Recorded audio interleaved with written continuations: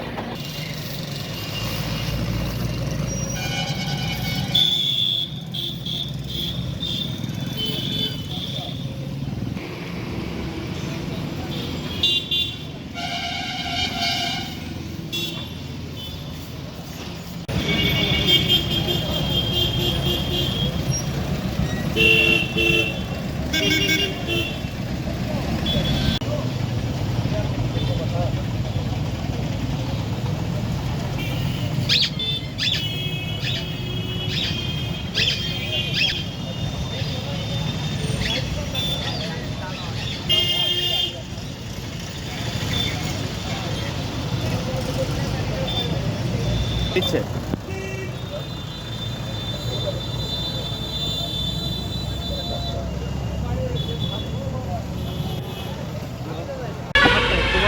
ঠিক আছে। বলছি লালন, কি কারণে মারা হলো বলে তোমরা মনে করছো? এটা ব্যক্তিগত শত্রুতা মেরেছে ওকে। কোনো রাজনৈতিক ও তো রাজনীতি বাদু একটা বর্ষাল গ্রাম পঞ্চায়েতের উপপ্রধান এবং ভালো একটা কর্মী সংগঠন তৈরি করছিল বর্ষাল পঞ্চায়েতের পরে। বর্ষাল পঞ্চায়েত 1 নম্বর ব্লকের ভিতরে সংগঠন তৈরি করছিল, সব মিটিংয়ে যাওয়া আসা সবই করতো। এখানে কি কোনো রাজনৈতিক গন্ধ পাচ্ছে? রাজনীতিও তো বটে আছে রাজনীতি। এই যে ছোটো লালন বলছে ওর মামা পাম্প করতো। ছোটো লালনের একটা জামাইদা আছে আঙ্গুর বলে, সে কংগ্রেসের মেম্বার ছিল। কেন মারলো এই পার্টিগত বিষয়ে মেরেছে, পুরনো শত্রুতে মেরেছে। এবং ওর ভাইকে বাহাদুর ভাইকে বাবর বলে একজন, তাকেও আজ 1 বছর 2 মাস আগে 2021 5 ডিসেম্বর না 4 ডিসেম্বর তাকে গুলি করে মেরেছিল। কোন সময় হয়েছে, কিভাবে? 8টা থেকে 8:30। কি করছিল সেই সময়? সে একটা স্কুটির ওপরে 8 ঘন্টা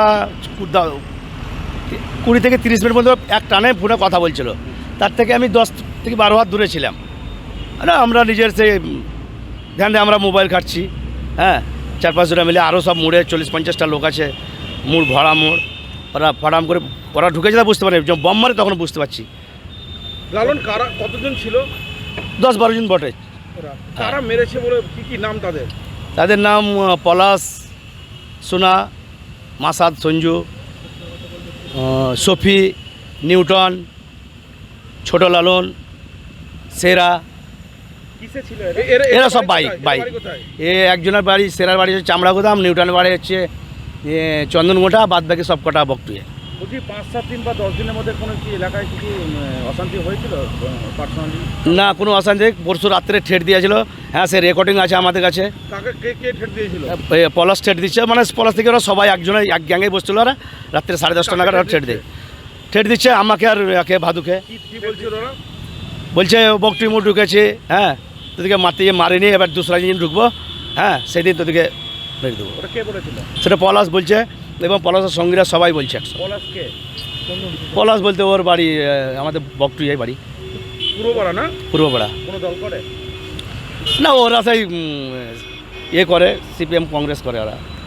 আচ্ছা, বাকটু ইয়ে লালন কেন মারলো? কি আক্রোশ ছিল? পুরনো কি আক্রোশ ছিল? পুরনো আক্রোশ বলতে পার্টিগত ব্যাপার, হেভি হাই প্রধান হয়েছে, একটু র্যাঙ্কে উঠছে, এরা সহ্য হয় না জানে।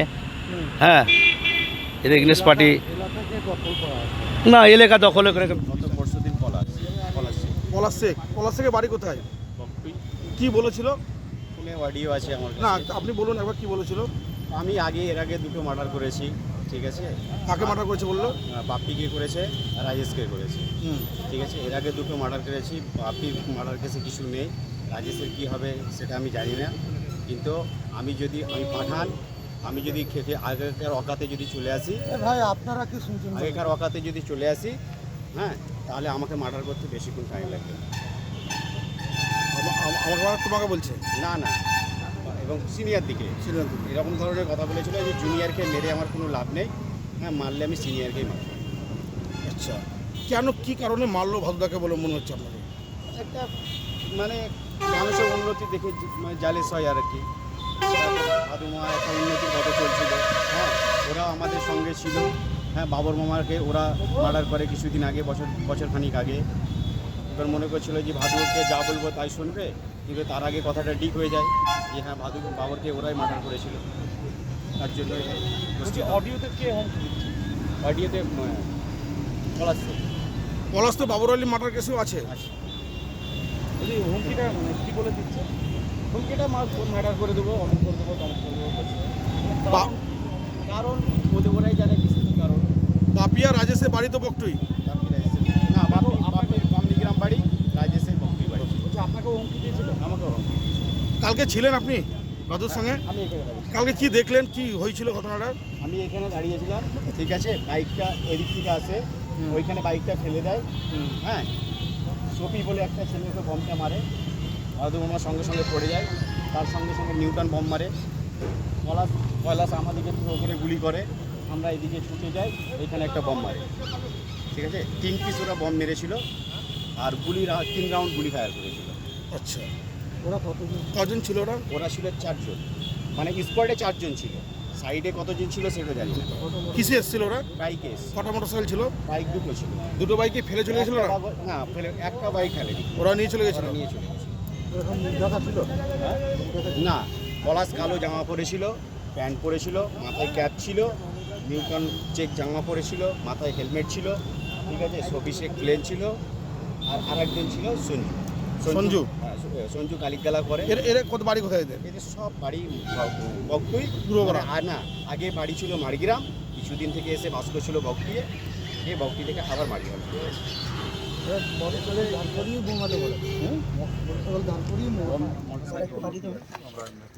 কিন্তু স্যার এখনো পর্যন্ত 7টা মৃত্যু।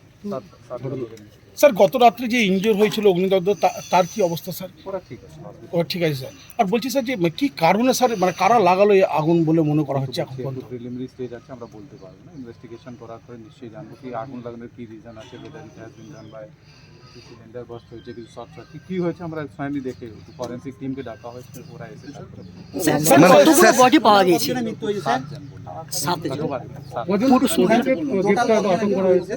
7 জন না না না স্যার, কতজন অ্যারেস্ট হয়েছে স্যার? স্যার উপপ্রধান কোনো কথা? একজন স্যার। 15 জন। স্যার सीसीटीवी ফুটেজ সামনে এসেছে? কতগুলো বাড়িতে আগুন লেগেছে? आपने देखे तमाम वीडियोज, मौके की तस्वीरें, वीडियोज, एक्सक्लूसिव फुटेज। और दरअसल बोकटोई गांव में 8 लोगों को जिंदा जलाकर मारने की घटना, राज्य की राजनीति में वर्चस्व, इलाकों पर कब्जे और कमाई के संसाधनों पर पकड़ बनाए रखने की पुरानी और लगातार चलने वाली लड़ाई का नतीजा है। यह राजनीति का ऐसा स्याह पहलू है जिसे जानते तो सब हैं, लेकिन जियो और जीने दो की तर्ज पर कोई इस पर अंगुली उठाने का साहस नहीं करता। ऐसी किसी बड़ी घटना के बाद धीरे धीरे तमाम बातें सामने आने लगती है। अगर यह घटना नहीं हुई होती तो सब कुछ जस का तस ही चलता रहता। घटना के 2 दिनों बाद छन छन कर आने वाली बातें इन आरोपों की पुष्टि करती है। टीएमसी नेता और बड़साल ग्राम पंचायत के उप प्रधान भादू शेख की राजनीति में दिन दूनी रात चौगुनी तरक्की की कहानी किसी फिल्मी पटकथा को भी मात करती है, और यही तरक्की उसकी असामयिक मौत की भी वजह बन गई। पहले रिक्शा वैन चलाने वाला भादू किस तरह गांव के मसीहा के तौर पर उभरे थे, यह जानना कम दिलचस्प नहीं है। वैन चलाने वाले भादू ने बाद में गांव में ट्रैक्टर चलाना शुरू किया। उसके बाद वे रामपुर हाट थाने की एक गाड़ी चलाने लगे। पुलिस वालों के साथ बढ़ती दोस्ती के कारण भादू का दबदबा भी इलाके में बढ़ता रहा।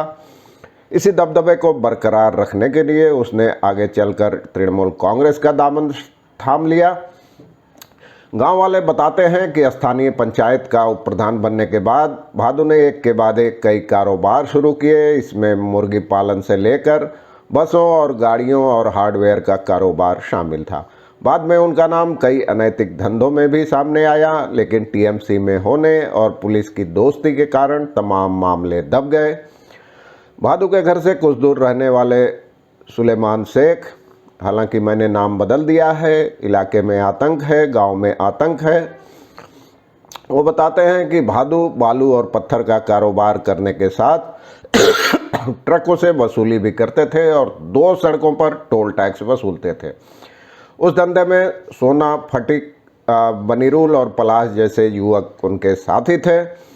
इन लोगों पर ही भादू की हत्या का आरोप है। 2 साल पहले जब भादू उप प्रधान बने तो उनके तमाम धंधों की बागडोर भाई और टीएमसी के सक्रिय कार्यकर्ता बाबर शेख संभालने लगे। उनके कंधों पर आ गई थी बागडोर। इससे फटिक, सोना और पलाश जैसे युवकों का प्रभाव धीरे धीरे कम होने लगा था। उसी दौरान बीते साल 5 जनवरी को बाबर की हत्या हो गई। उसका आरोप भी पलाश, सोना, छोटा लालन, संजू और हनीफ पर लगा, जो पहले बाबर और उनके भादू के साथ काम करते थे। इस मामले में गिरफ्तारी के बाद जमानत मिलने के बावजूद वह लोग गांव पे नहीं लौटे थे। और भादू के भाई जहांगीर शेख बताते हैं कि पलाश ने 3 दिन पहले फ़ोन पर उनको धमकी दी थी कि अब तुम्हारे बड़े भाई को ख़त्म कर दिया जाएगा। सोमवार को भादू की हत्या ने लंबे समय से धधकती दुश्मनी की आग में घी डालने का काम किया। इसलिए भादू की मौत के घंटे भर के भीतर ही तमाम विरोधियों के घरों में आग लगा दी गई। खुद भादू के परिवार का भरोसा भी अब पुलिस से उठ चुका है। भादू की पत्नी टिबिला कहती है कि 1 साल पहले देवर की हत्या हो गई थी, लेकिन पुलिस ने अब तक कुछ नहीं किया, इसलिए हमारा भरोसा नहीं है। किसी बाहरी एजेंसी से इस मामले की जांच कराई जानी चाहिए। बोकटोई गांव में सोमवार देर रात से छाया सन्नाटा। घटना के 2 दिन बाद यानी आज बुधवार को भी जस का तस रहा। बुधवार को विपक्षी दलों सीपीएम और बीजेपी के नेताओं के गांव में पहुंचने या फिर रैपिड एक्शन फोर्स के जवानों के भारी भरकम बूटों की आवाज़ से ही बीच बीच में सन्नाटा टूटता रहा। पुलिस ने फोरेंसिक जांच चलने की बात कहकर तमाम नेताओं को उस घर में नहीं जाने दिया जहां से एक साथ 7 बुरी तरह जले 100 बरामद किए गए थे। इस बीच कलकत्ता हाईकोर्ट ने इस मामले का संज्ञान लेते हुए राज्य सरकार से 24 घंटे के भीतर रिपोर्ट मांगी है। अदालत ने मौके पर 24 घंटे सीसीटीवी कैमरे से निगरानी करने और इस मामले के गवाहों को सुरक्षा मुहैया कराने का आदेश दिया है। दूसरी ओर मुख्यमंत्री ममता बनर्जी ने कहा है कि यह एक अन्यायपूर्ण घटना है और वो कल जाएंगी, किसी भी दोषी को बख्शा नहीं जाएगा। इधर इस घटना पर तमाम तरह की बयानबाजियां भी शुरू हो गई है। राज्यपाल और इसमें मुख्यमंत्री में ठन गई है। घटना की आंच पर राजनीति की रोटियां सेकने की कवायद तेज हो गई है।